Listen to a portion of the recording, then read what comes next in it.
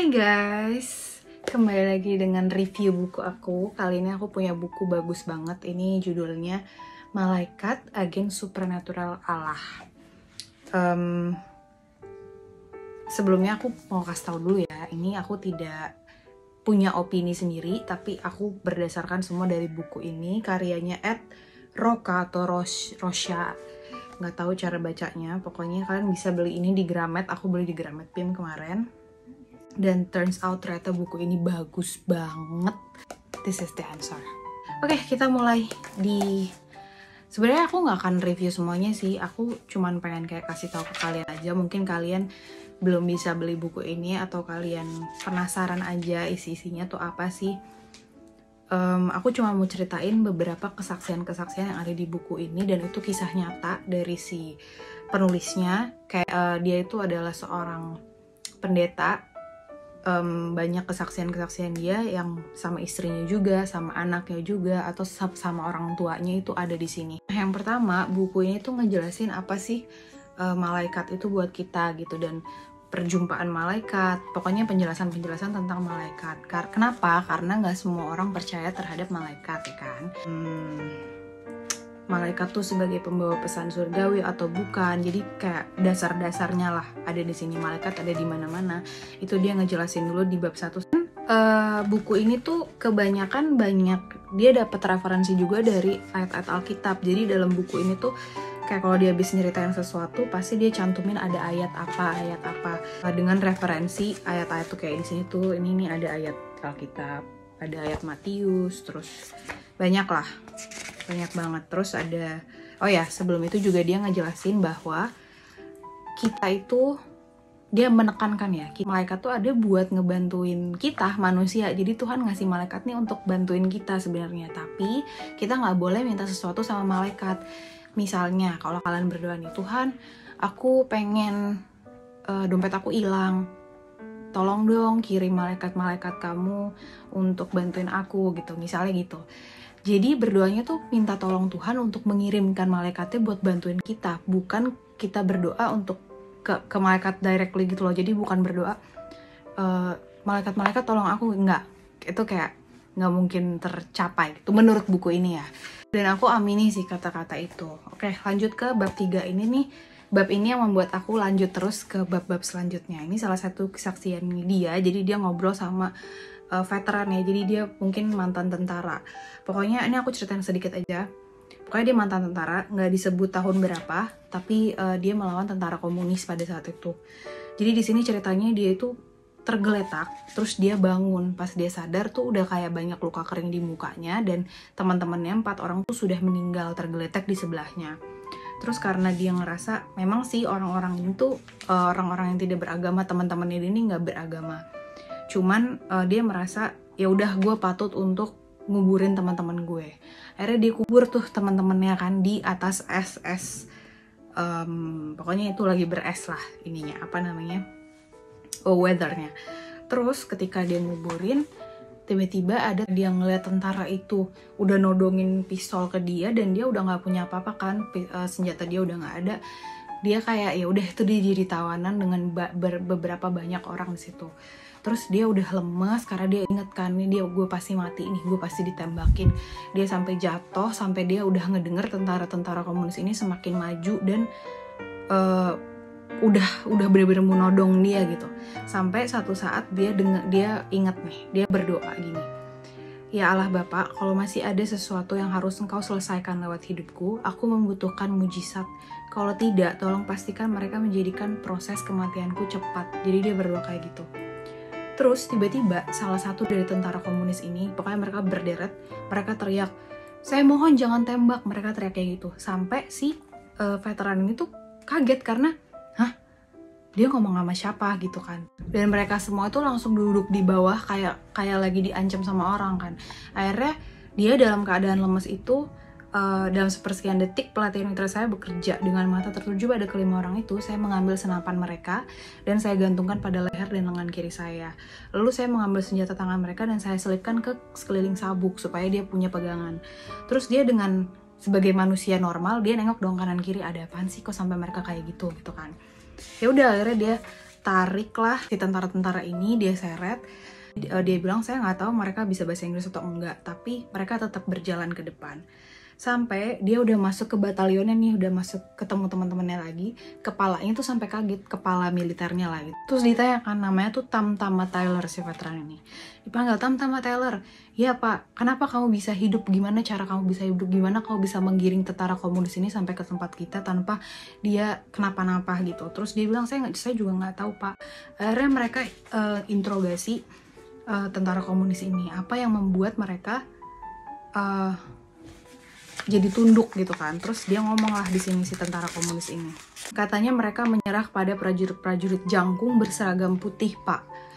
Terus si kepalanya ngomong, tolong tanyakan sama tentara komunis ini siapa tuh prajurit-prajurit berseragam putih. Terus prajurit-prajurit itu menjawab, dan kedengarannya kayak agak frustasi sampai si Tyler ini nunduk dan seolah-olah memproses informasinya. Terus dikasih tahu lah, Pak, katanya ada 12 prajurit berseragam putih, semuanya 10 kaki tingginya, bersenjata berat, dan terus dia ngambil napas, ditanya, dan apa Taylor? Terus dia bilang, semuanya mereka prajurit-prajurit berseragam putih itu ada di sini Pak, di sekeliling kita sekarang, dan mereka tuh semua merinding, kaget, gak ada seorang pun yang mengeluarkan bunyi. Yang terdengar hanya embusan angin dan gemerisik lewat dahan-dahan pepohonan di sekeliling kami. Terus tiba-tiba si kepala ini yang dia tidak beragama lah gitu, dia sampai ngomong, mau nggak kamu doain kami supaya kami lahir baru. Dan di situ pertama kalinya saya pernah mendengar Komandan Harvey berbicara dengan nada suara normal. Komandannya tadi itu namanya Komandan Harvey. Nah itu kesaksiannya, dan itu buat aku kayak wah banget ya, karena ini kejadian nyata gitu banget kan. Terus ada lagi nih yang bikin aku kayak makin pengen banget ngelihat malaikat. Jadi di sini ada judulnya Dilawat oleh Seorang Malaikat. Ini kesaksiannya si penulis ini sendiri, si pendeta ini. Jadi dia lagi dia tuh sering banget ngedoain orang-orang yang sakit gitu. Terus ada ibu-ibu yang udah didiagnosa mengidap kanker yang udah parah. Terus banyak orang gereja telah membesuk dan mendoakannya tapi sia-sia. Berat badannya udah turun 20 pon lebih. Dan prognosisnya tidak baik. Aku nggak tahu prognosis itu apa. Terus suatu hari mereka pulang dari dokter dengan kabar buruk, dan tampaknya keesokan harinya kankernya telah menjalar dan sisa hidupnya tinggal 2 minggu. Terus anaknya si ibu ini tuh datang ke si pendeta ini. Akhirnya dia cuma minta tolong doain ibu saya. Ibu saya ada di telepon nih, tolong doain lewat telepon ini. Akhirnya mereka berdoa via telepon tadi. Anaknya ada sama pendeta, ibunya di sana. Terus si pendeta ini tuh berdoa.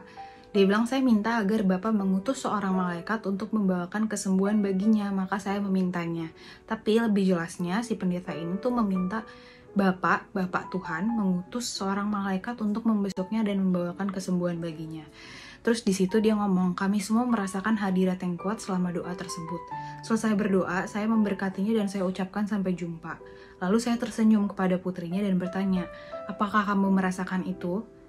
Putrinya jawab, iya, dengan air mata berlinang. Mamimu akan baik-baik saja. Apa kamu mempercayai itu? Iya Pak Pendeta, saya percaya. Terus udah, habis itu mereka pulang, mereka berpisah. Dan beberapa hari kemudian, si pendetanya lagi ngedoain orang lain kan. Tiba-tiba ada wanita yang mengucap terima kasih karena mendoakannya dan memberitahu saya bahwa ia sudah sembuh secara ajaib. Pasti kalian tahu kan wanita ini siapa? Ibu ini tuh cerita, waktu dia teleponan sama pendeta yang lagi didoain, mereka tuh nyium bau aroma bunga bakung. Dan padahal dia bukan pencinta bunga dan gak ada bunga di rumahnya. Saya begitu bingung karena aroma bunga itu sampai-sampai saya memutuskan untuk mengikuti aromanya. Jadi ibu ini ngikutin aromanya, hidung saya menuntun saya ke pintu depan. Ketika dia buka pintu, saya menemukan pria jangkung berdiri di depan pintu kami. Ia jangkung dan rambutnya pirang panjang. Ia mengenakan celana jeans dan kemeja putih berengan panjang serta sandal. Saya pikir sandalnya aneh mengingat cuaca saat itu, tapi saya tidak terlalu memikirkannya. Senyumnya indah mengundang dan kami merasakan banyak kedamaian saat melihat dia berdiri di sana. Terus dia sapa, dia suruh masuk, terus orang ini ngomong, damai bagimu dan rumah tanggamu. Amin, kata si ibu ini.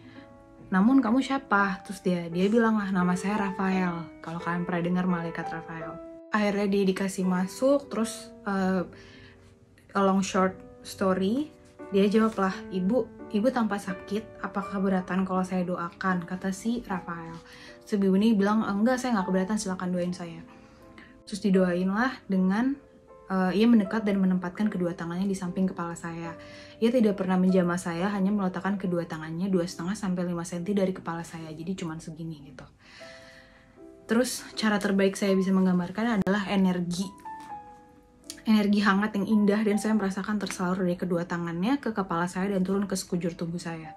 Ketika itulah saya bertanya kepada saya, apakah ibu mau duduk? Ketika itulah dia bertanya kepada si ibu ini, apakah ibu mau duduk?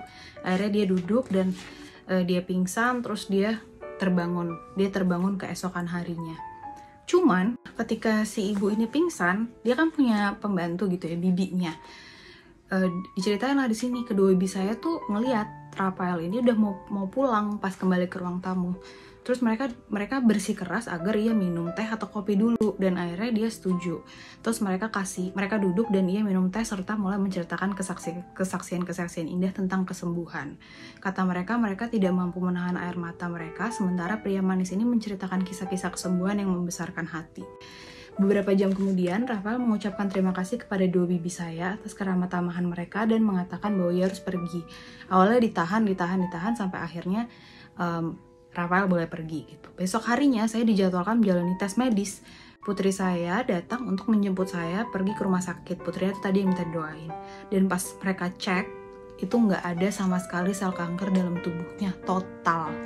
Sampai dokter aja tuh bingung. Dia tuh meriksa hasil tesnya tuh berkali-kali, dan sampai dokternya ngomong, iya saya nggak ngerti bagaimana ini mungkin, tapi semua hasil tesnya tuh nggak bohong. Sampai ia mengatupkan bibirnya lalu bertanya, ibu sepenuhnya bebas dari kanker. Dan itu anak-anaknya semuanya nangis sampai meluk dokternya, terima kasih. Terus dokternya gini, jangan terima kasih sama saya, sejujurnya saya juga nggak punya andil apa-apa dalam ini. Ia tertawa gugup. Saya nggak tahu gimana ia bisa terjadi. Saya nggak tahu bagaimana ini bisa terjadi. Satu-satu pikiran yang muncul dalam benak saya adalah ibu telah dilawat oleh seorang malaikat. Gila sih, ini mind blowing parah buku ini. Dan aku bener-bener percaya, dan masih banyak lagi cerita-cerita di dalam buku ini, kesaksian-kesaksian yang beneran real, pernah terjadi. Aku percaya kalau malaikat itu ada, dan banyak banget dari buku ini pas aku baca membuat aku mikir aku tuh nggak sinting gitu, karena banyak juga kejadian-kejadian aku alamin tuh hampir sama kayak di buku ini, cuman ya aku nggak akan ceritain di sini.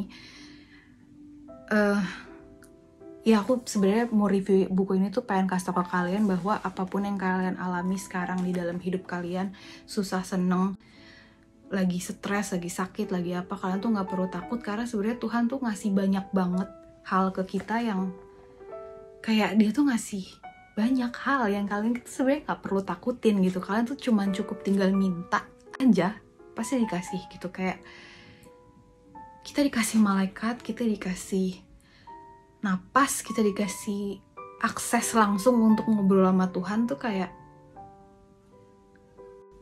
sampai nggak bisa ngomong gue. Pokoknya apa ya, kita tuh sebagai manusia tuh sebenarnya nggak perlu khawatir sih. Takut tuh wajar ya, takut tuh wajar karena kita manusia. Tapi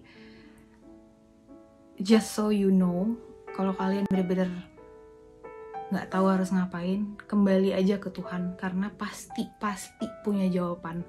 Aku pernah ngalamin itu, kayak bener-bener gak tahu harus ngapain. Dan aku balik ke Tuhan dan ada jawabannya gitu. Dan aku entah kenapa kuat lagi gitu. Bahkan kalau kalian ngerasa, bahkan hal receh deh, kalian diputusin pacar misalnya nih.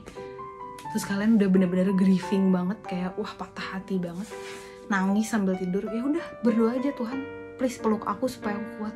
Kayak gitu aja. Karena aku sering banget kayak gitu kalau aku lagi gak kuat banget. Aku kalau tidur selalu berdoanya, Tuhan please peluk aku supaya kuat. Dan percaya atau enggak, gue tidur dengan nyenyak dan besok pagi gue bangun dengan happy. Itu gak bisa dijelasin, tapi kayak ya udah lakuin aja. Karena itu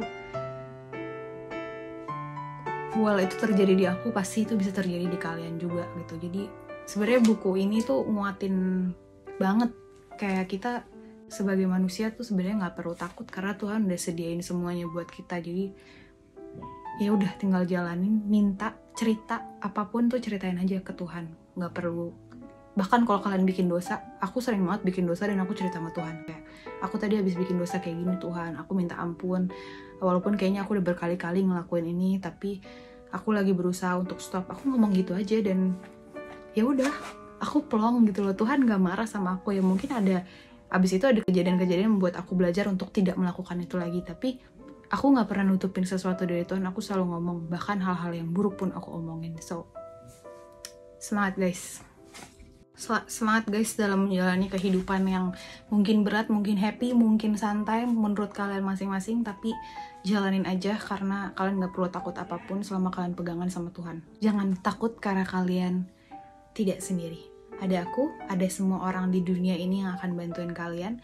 Ada buku-buku yang bisa bantuin kalian, ada alam semesta yang bisa bantuin kalian. So, jangan takut, kalian tidak pernah sendiri.